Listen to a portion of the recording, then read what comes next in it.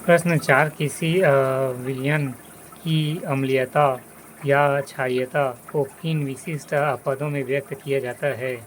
उत्तर वर्तमान पाठ्यक्रम में शामिल नहीं है। खंड 2 उत्तर की सदस्य में 60 अंक 4। प्रश्न 5 लौह अयस्क का सांद्रण किस प्रकार करते हैं समझाइए। उत्तर वे खनिज जिसमें धातु की अधिकता में तथा सुविधापूर्वक प्राप्त किया जा सकता अयस्क कहलाते हैं। अयस्कों के सांद्रण की निम्नलिखित विधियां हैं जैसे कि झाग या फेन उत्प्लवन विधि, गुरुत्व पृथक्करण एवं विद्युत चुंबकीय पृथक्करण। गुरुत्व पृथक्करण इस विधि की सफलता शुद्ध अयस्क एवं गैंग के घनत्व के अंतर पर निर्भर रहती है। जब महीन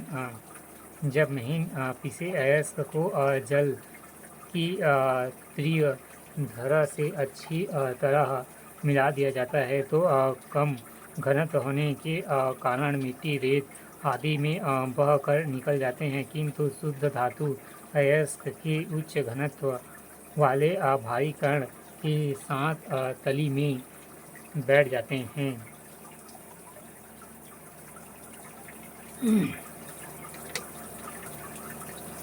लौह अयस्क का सांद्रण लौह अयस्क में प्राप्त अशुद्धियों अयस्क में जैसे कि कैल्शियम ऑक्साइड तथा कार्बन डाइऑक्साइड को हटाने के लिए हेमेटाइट अयस्क का सांद्रण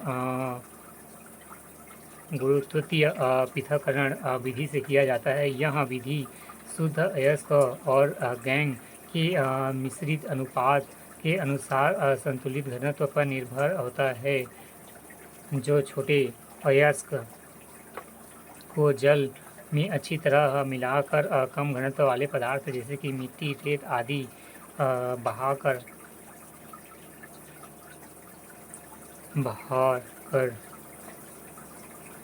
लिए जाते हैं तथा उच्च घनत्व वाले भारी कण नीचे घनत्व में एक कठोर बैठ जाते हैं। इस प्रकार लौह अयस्क प्राप्त होता है। प्रश्न 6 सोडियम कार्बोनेट में सोडियम बेकिंग सोडा कैसे प्राप्त किया जाता है? समीकरण सही समझाइए। सोडियम कार्बोनेट को बेकिंग सोडा क्यों कहते हैं? वर्तमान पाठ्यक्रम में शामिल नहीं है, सभी शामिल नहीं हो जा रहे हैं। खंड 3 उत्तर के शब्द सीमा 100 अंक 8।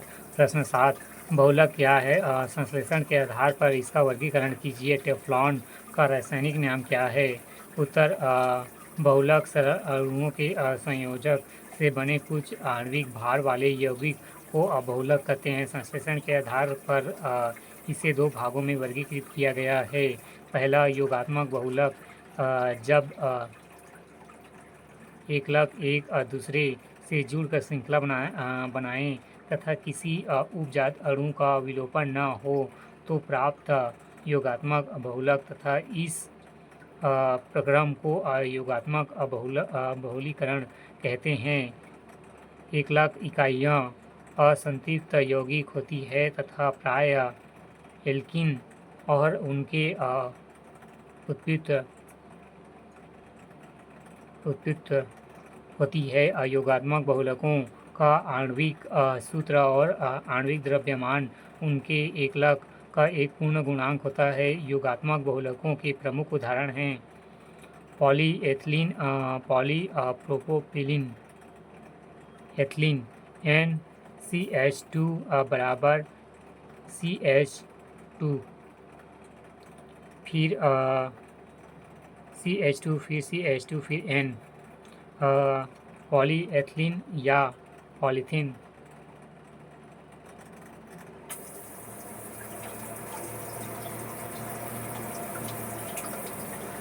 दूसरा सघनन बहुलक। सघनन वह प्रक्रम है जिसमें एकलक आपस में क्रिया करके बहुलक बनाते हैं और साथ में NH3, H2O, CO जैसे सरल अणुओं का विलोपन किया जाता है। इस प्रक्रम में उपजात अणुओं का विलोपन होने के कारण प्राप्त बहुलक का आणविक द्रव्यमान एकलक के द्रव्यमान का पूर्ण गुणांक नहीं होता है। उदाहरण नायलॉन 66, डेक्रॉन एवं बेकेलाइट्स। टेफ्लॉन का रासायनिक नाम पॉली टेट्राफ्लोरोएथिलीन CF2, फिर CF2, फिर N।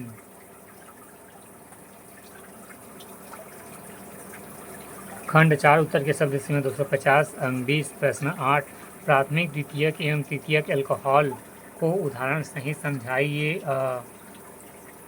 ग्रिग्नार्ड अभिकर्मक से उन्हें कैसे बनाया जाता है? उत्तर प्राथमिक द्वितीयक एवं तृतीयक OH समूह से जुड़े हुए कार्बन परमाणु के प्रकृति के आधार पर वर्गीकरण किया। इनमें प्रथम अल्कोहल OH समूह प्राथमिक कार्बन परमाणु से जुड़ा होता है।